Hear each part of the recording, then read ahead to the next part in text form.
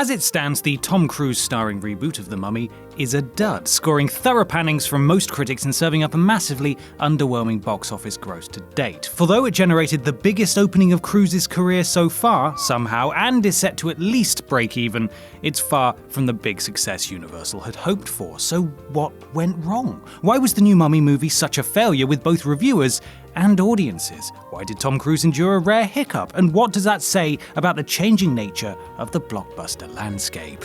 I'm Ben from Whatculture, and here's why The Mummy was a disaster. Number 10. Nobody asked for it.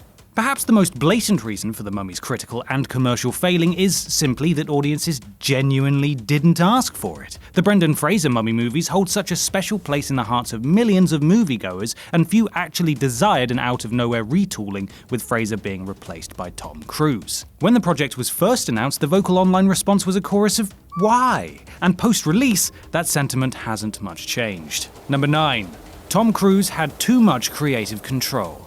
Following the film's release, a report emerged which suggested that Tom Cruise had excessive control over the project, ordering significant script rewrites and essentially being the project's driving creative force. Cruise apparently even had a say in post-production, how the movie was marketed and its release date, and considering its lack of strong success, it's hard to see his commanding role as anything other than detrimental to the project. Filmmaking is, of course, a collaborative medium, and if the reports that Cruise essentially strong-armed the production are true, then he may have benefited from listening to his colleagues a little more. Number 8. Over-eagerness to build a franchise. The Mummy is the first piece of Universal's Dark Universe, an attempt to build a Marvel Cinematic Universe-esque world which will eventually include the likes of the Wolfman, the Invisible Man, the Bride of Frankenstein, Van Helsing, Dracula, and so on. The problem is that large chunks of the film just feel like an advertisement for this shared universe, especially whenever Russell Crowe's Dr. Jekyll is on screen. Sometimes audiences just want to watch a standalone film without being sold a dozen other ones at the same time, and The Mummy's attempt to promote its follow-ups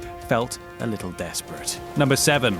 The tone was all wrong. The original films had a very specific tone that worked incredibly well, resembling a breezy, fun B-movie, but also throwing in some legitimately disturbing moments of violence when the titular antagonist attacked. The new movie, though, jettisons the formula and reimagines The Mummy as a far more generic, formulaic blockbuster. It tries to be funny and largely falls flat, while the new villain is far less imposing than Imhotep and simply feels nowhere near as threatening. Universal clearly tried to make the safest, most sanitized movie possible, and ironically, audiences didn't turn out for it in droves like they expected. Number 6. It was savaged by critics. Pre-release, it seemed like The Mummy was probably going to score mixed reviews on Rotten Tomatoes, say 30 to 50%, given how few total critical bombs Tom Cruise has to his name. Then the reviews came out and they were some of the year's worst for a major Hollywood release, which surely put a huge dent in its financial success. Yes, a lot of stupid blockbusters are critic-proof, and this is absolutely the sort of film that will always fare better internationally, but even so, the film's consistent panning from the press and everything that's been written about it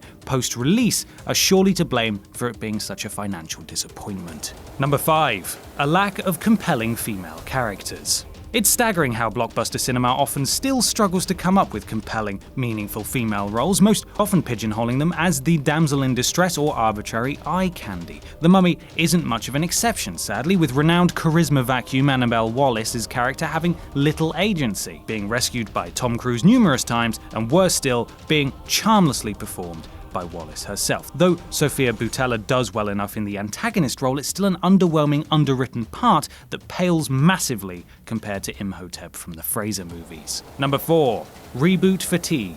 The reboot trend has been going on for a while now, and though there absolutely are some successes in that arena, it also seems like audiences are getting a little tired of it. Consider the recent likes of Ghostbusters, Power Rangers, and Baywatch, all big-budget retoolings of classic franchises that fell on deaf ears with audiences, if not critics too. Viewers are so tired of seeing their childhoods lazily dredged up for easy money driven by nostalgia, and The Mummy's underwhelming box office performance is a further testament to that. That's not to say a Mummy reboot was always doomed, but one this transparently cynical absolutely was.